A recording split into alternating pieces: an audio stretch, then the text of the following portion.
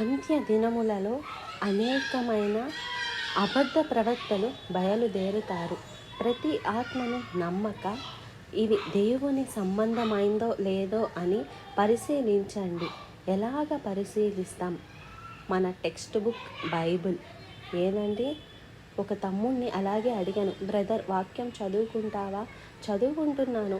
ఏం చదివావు అని అడిగాను. అనుమానం వచ్చి ఆత్మను ఆర్పకుడి అని చదివాను అన్నాడు. నిన్న ఏం చదివావు?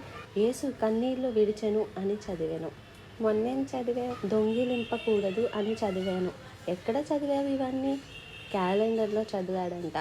అద్దం దగ్గర పెట్టుకుంటాడంట. తల తువ్వుకుంటూ వాక్యం చదువుకుంటూ వెళ్ళిపోతాడంట.